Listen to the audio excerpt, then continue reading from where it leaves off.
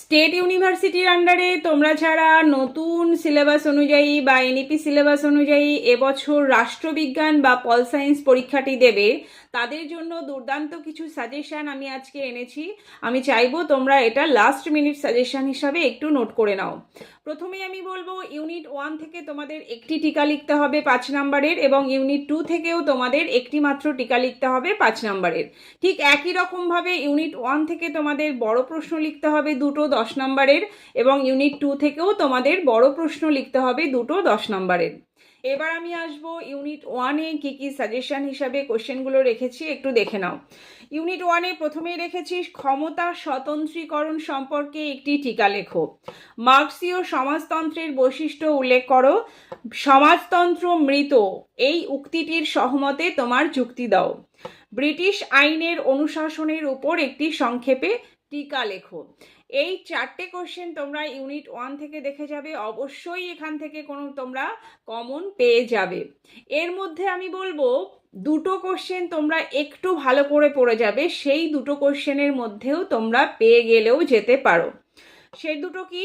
ক্ষমতা স্বতন্ত্রীকরণ সম্পর্কে একটি টিকা লেখো এবং ব্রিটিশ আইনের অনুশাসনের উপর সংক্ষেপে একটি টিকা লেখো। এই দুটো প্রশ্ন তোমরা অবশ্যই পড়ে যাবে, আমি আশা করব এই দুটো থেকেই একটি চলে আসবে। এবার আসবো বড় প্রশ্ন। বড় প্রশ্নের ক্ষেত্রে কি কি রেখেছি দেখো। বড় প্রশ্নতে রেখেছি তুলনামূলক সরকার ও তুলনামূলক রাজনীতির উপর একটি পার্থক্য উল্লেখ করো। এই কোশ্চেনটি কিন্তু টিকার ক্ষেত্রেও আসতে পারে, তোমরা একটু নাম্বার বিভাজন করে একটু নিজের মতো করে লিখে নেবে। দ্বিতীয়ত রেখেছি তুলনামূলক রাজনীতির ক্ষেত্র বা পরিধি সম্পর্কে আলোচনা করো। তৃতীয়, উদারনৈতিক গণতান্ত্রিক রাজনৈতিক ব্যবস্থার বৈশিষ্ট্যগুলি আলোচনা করো। সমাজতান্ত্রিক রাজনৈতিক ব্যবস্থার বৈশিষ্ট্যগুলি লেখো এবং ইউরোকেন্দ্রিকতার বৈশিষ্ট্য বা প্রকৃতি সম্পর্কে আলোচনা করো। মাত্র 5টা কোশ্চেন এখান থেকে আছে। এই 5 কোশ্চেনের মধ্যে প্রথম 3টি প্রশ্ন তোমরা খুব ভালো করে পড়ে যাবে। আশা করব এই প্রথম 3টি কোশ্চেনের মধ্যেই তোমরা দুটো কোশ্চেন কমন পেয়ে গেলেও যেতে পারো। এবার আসবো ইউনিট 2-তে। ইউনিট 2-তে প্রথমেই দেখব টিকাতে কি কি সাজেশন হিসেবে রেখেছি। টিকাতে রেখেছি প্রথমেই আছে ব্রিটেনের সংবিধানের মূল উৎসগুলি সম্পর্কে আলোচনা করো। সেকেন্ড আছে ব্রিটেনের শাসনতান্ত্রিক রীতিনীতি সম্পর্কে আলোচনা করো। এই প্রশ্নটি তোমাদের 10 নম্বরের কোশ্চেন হিসেবেও আসতে পারে। থার্ডে রেখেছি ব্রিটিশ ও মার্কিন কমিটির ব্যবস্থার পার্থক্য উল্লেখ করো। ফোর্থে আছে চীনের প্রকিউরিটির উপর একটি সংক্ষিপ্ত টিকা আলোচনা করো।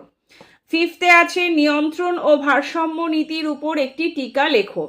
মাত্র এই 5টি কোশ্চেন আমি টিকা হিসাবে রেখেছি ইউনিট 2 থেকে। এবার আসবো ইউনিট 2 থেকে বড় প্রশ্ন কি কি রেখেছি। বড় প্রশ্ন রেখেছি মাত্র 5টা, যার মধ্যে 4টে কোশ্চেন তোমরা খুবই ভালোভাবে পড়ে যাবে। আশা করব এই 4টে কোশ্চেনের মধ্যে তোমরা দুটো বড় প্রশ্ন অবশ্যই কমন পেয়ে যাবে। প্রথমে আসবো ব্রিটিশ পার্লামেন্ট কি সার্বভৌম ক্ষমতার অধিকারী সেটি আলোচনা করো। ফ্রান্স ও মার্কিন রাষ্ট্রপতির মধ্যে তুলনামূলক আলোচনা করো। মার্কিন ও ব্রিটিশ কমিটি ব্যবস্থার মধ্যে তুলনামূলক আলোচনা করো।